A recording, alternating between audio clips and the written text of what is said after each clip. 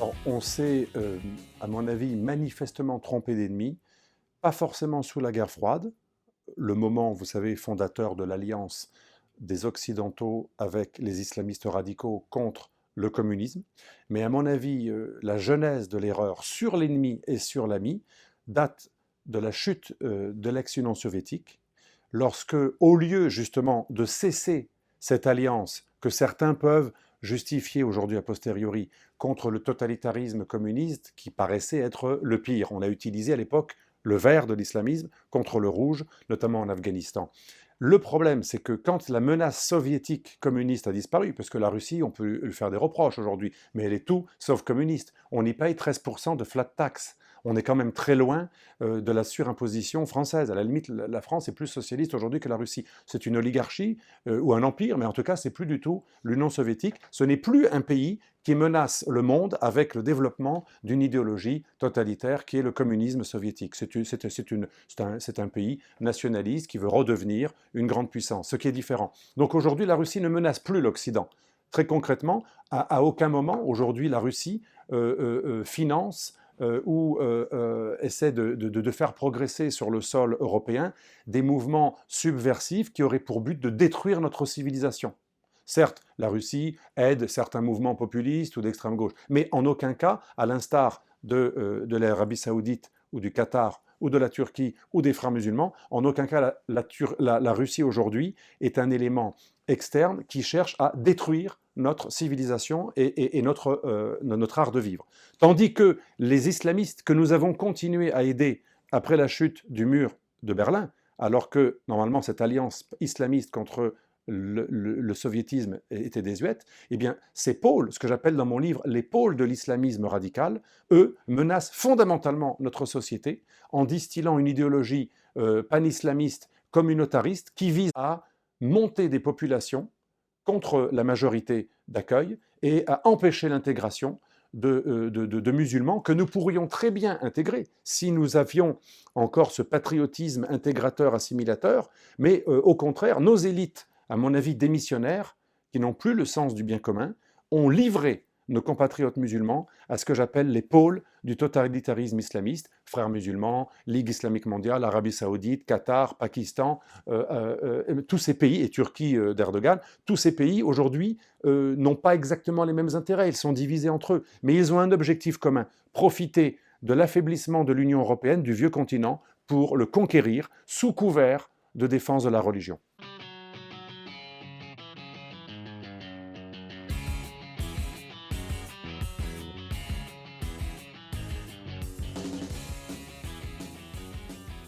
Ça, dans mon livre, je ne fais pas que l'affirmer, parce que ce serait grave d'affirmer sans preuve.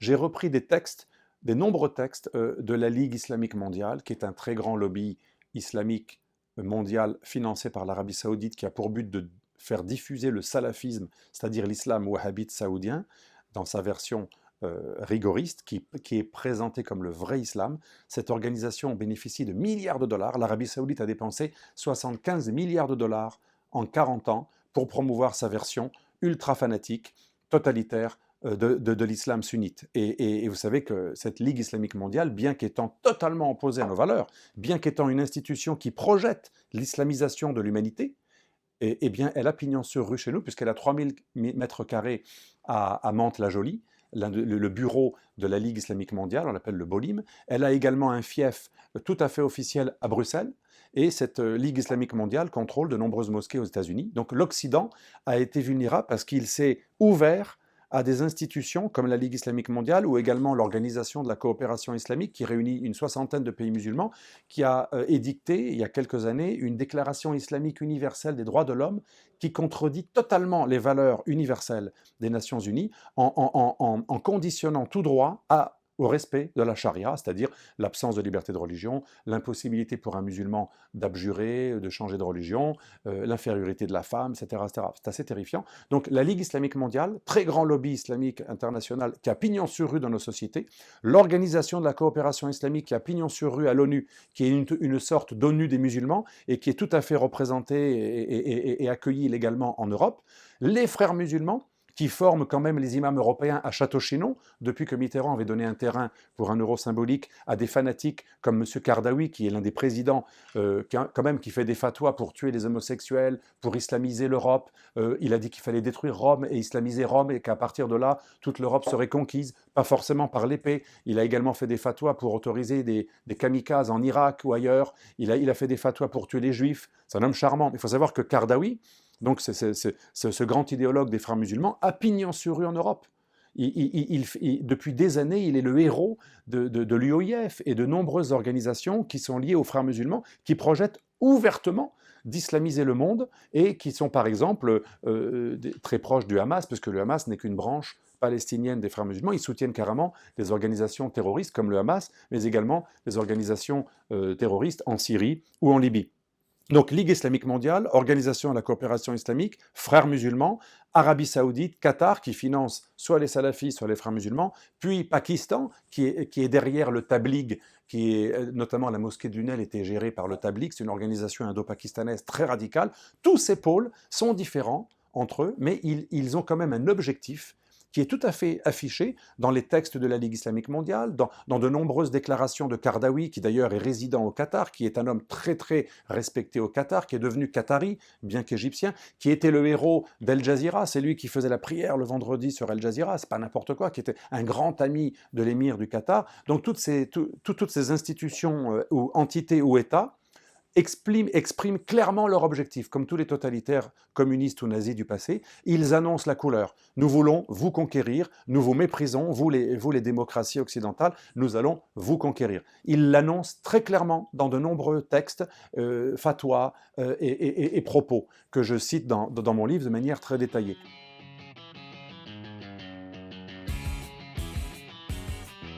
Alors, je pense qu'on peut lutter sans forcément être dans des processus de rupture diplomatique. On peut très bien commercer avec l'Arabie saoudite, le Qatar, le Pakistan.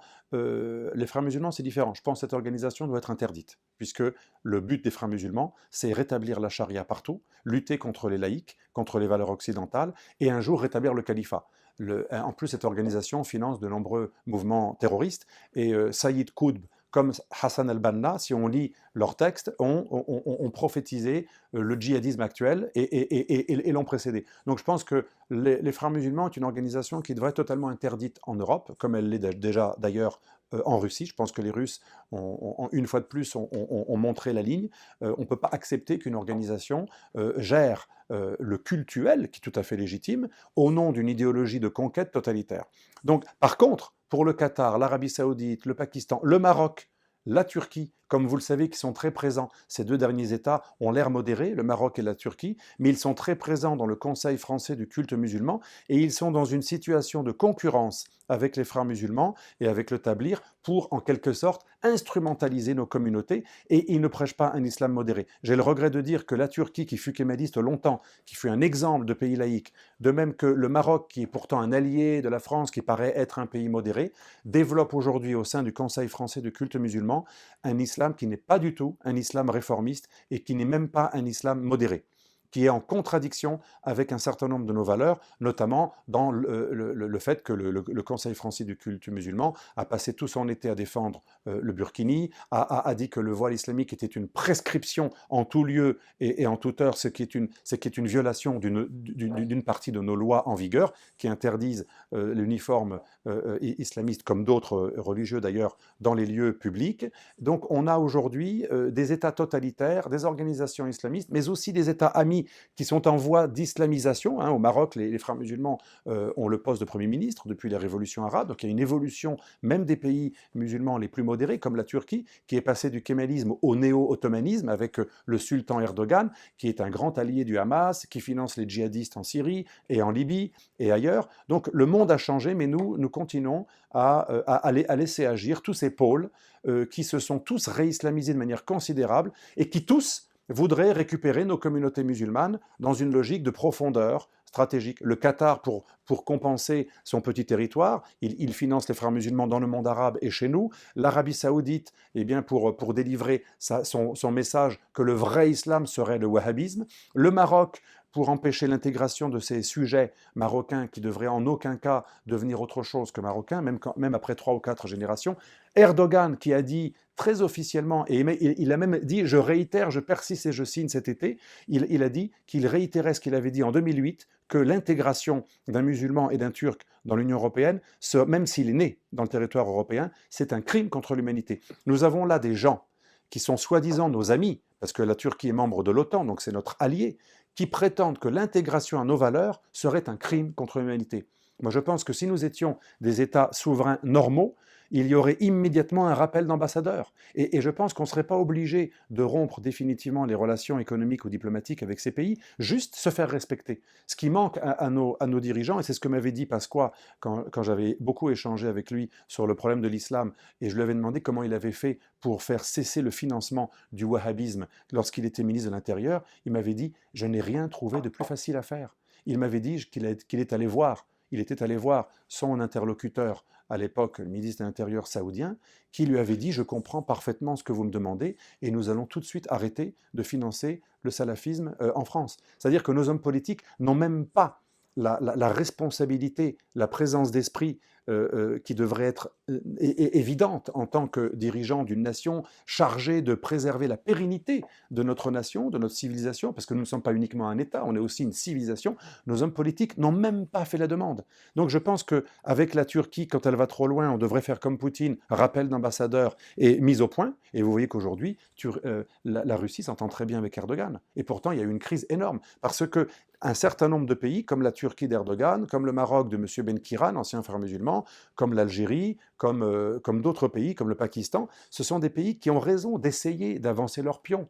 Mais nous avons aussi raison, et même le droit, de résister. Je pense que les relations internationales, c'est également des rapports de force psychologiques, pas uniquement guerriers. Moi, je suis contre toutes ces interventions guerrières dans le monde arabo-musulman. Nous devrions nous faire respecter, que nos hommes politiques rappellent à nos interlocuteurs que la base des relations internationales et des bons voisinages, c'est de respecter les valeurs du pays à l'intérieur de son précaré. Que chez nous, ces pôles islamistes ne viennent pas se mêler de nos affaires, n'essayent pas d'instrumentaliser nos communautés musulmanes et ne s'immiscent pas dans nos affaires intérieures. C'est-à-dire ce qu'ils nous demandent de faire chez eux, eh bien qu'ils le fassent également chez nous. Et croyez-moi, ils peuvent parfaitement comprendre ce message. J'ai souvent parlé avec des diplomates ou des intellectuels des pays arabes qui me disent « nous sommes surpris parfois de la façon dont vous êtes perméable à des demandes obscurantistes de la part de pays musulmans, que parfois eux-mêmes pensent être impossibles à faire accepter. Et parfois ils sont surpris de la réceptivité de nos hommes politiques à leurs demandes, à leurs doléances néo-obscurantistes ou néo-impérialistes. Donc là, je pense qu'encore une fois, on ne peut pas faire des leçons de morale, donner des leçons de morale à tout le monde. Il ne s'agit pas d'intervenir militairement, et je pense qu'on en a beaucoup trop fait, et ça a discrédité nos valeurs. Par contre, si c'est un droit de nos interlocuteurs de nous demander de ne pas nous mêler de leurs affaires, c'est un devoir de la part de nos hommes politiques de faire respecter nos valeurs vis-à-vis de ces interlocuteurs lorsqu'ils agissent ou interfèrent sur notre territoire, ce qui est la base d'un État souverain et du droit international d'ailleurs.